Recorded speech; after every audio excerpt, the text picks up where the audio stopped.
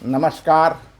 आज मैं आप सबसे समोसा का इतिहास बताने के लिए उपस्थित हूँ। आप सबको समोसा का इतिहास, वो तिकोना समोसा जो बड़े चाव से पूरे भारतीय उपमहाद्वीप में खाया जाता है।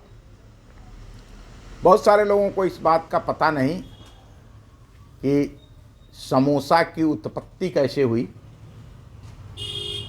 और समोसा से बलिया का क्या संबंध है। मैं आप सबको बताना चाहता हूं कि समोसा की उत्पत्ति उस ईरान से हुई जहां से महर्षि भृगु बलिया आए। ठीक ठीक तो कालगणना के हिसाब से महर्षि भृगु के बलिया आने का ये नहीं मिलता, लेकिन समोसा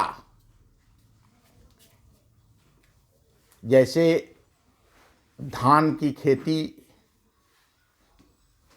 आई, तमाम तरह की कलाएं आई, वैसे ही समोसा भी ईरान से चल करके और हिंदुस्तान, बहुत सारे लोगों को ये लगता है कि कहाँ ईरान और कहाँ भारत, लेकिन ये सबको जानना चाहिए कि अगर हम पीछे की बात छोड़ दें तो मौर्य साम्राज्य के कार्यकाल में चंद्रगुप्त मौर्य, बिंदुसार, सम्राट अशोक महान, इनके कालखंड में ये जो ईरान का भूभाग था वह भारत का हिस्सा था। भारतीय उपमहाद्वीप में, और केवल भारतीय उपमहाद्वीप में नहीं तो एक बड़े भूभाग में समोसा बड़े चाव से खाया जाता है। इसका जो सबसे पहला प्रमाण मिलता है समोसे के इतिहास का, इसका 9वीं शताब्दी में,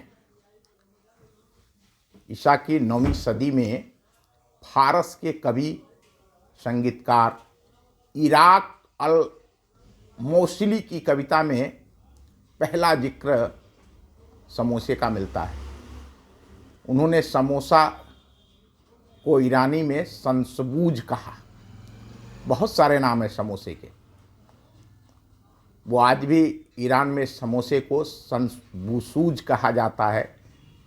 भारत में भी इसके बहुत सारे नाम है। कोई सिंघाड़ा कहता है, सिगाड़ा कहता है, कहीं समोसा, कहीं समौसा कहा जाता है। प्रायः भारत के सभी राज्यों में समोसा बिकता है। ये समोसा ईरान में जो तुर्की थे, गजनवी राजवंश था, वहाँ बहुत चाव से खाया जाता था।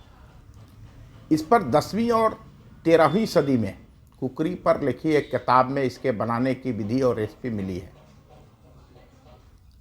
समोसे के लिए, जैसा मैंने बताया, बहुत सारे नाम मिलते हैं। इस विषय में ईरान के इतिहासकार अबुल फजल बेहयाकी ने अपनी किताब तारीख़े बेहयाकी में इसका जिक्र किया है।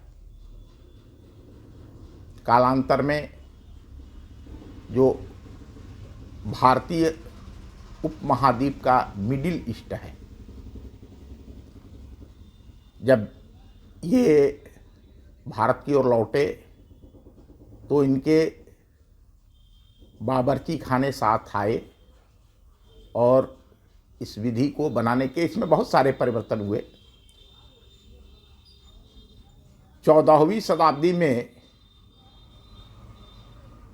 इसका जिक्र मिलता है कि 14वीं शताब्दी में भी, 15वीं शताब्दी, 16वीं शताब्दी में भी इसका जिक्र मिलता है। एक यात्री आए 14वीं सदी में, इब्न बतूती,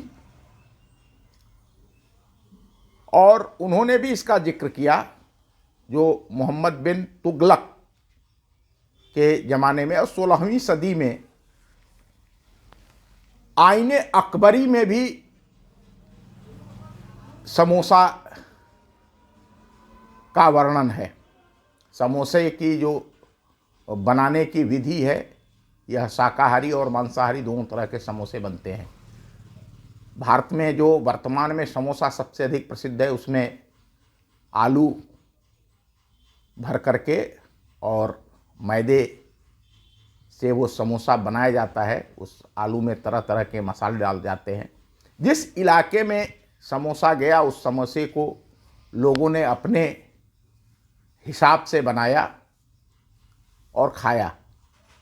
आप सबने समोसे खाए होंगे।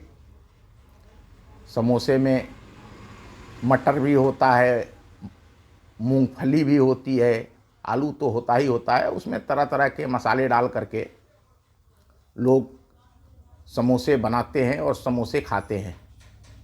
ये 3 टांग वाला, 3 कोणों वाला, 3 शिखरों वाला, 3 बुर्जों वाला जो समोसा है, यह हमारे यहाँ जितनी जैसे 3 देव हुए, ब्रह्मा विष्णु महेश, इनका भी प्रतीक है।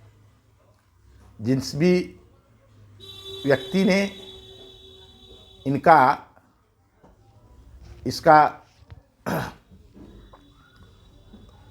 इसको शुरू किया, उसका एक दर्शन रहा होगा। हमारे यहाँ 3 त्रिलोक कहा जाता है। इस तरह से इन 3 कोणों का भी एक अपना इतिहास है, जिसको समोसा लेकर के और लोगों के प्लेट में चटनी के साथ, छोले के साथ चल रहा है। मुझे लगता है आपको समोसे की यह यात्रा ईरान से चल करके और पूरे भारतीय महाद्वीप के देशों में पहले इस समोसे का इतिहास अच्छा लगेगा। बहुत बहुत धन्यवाद। फिर मिलेंगे।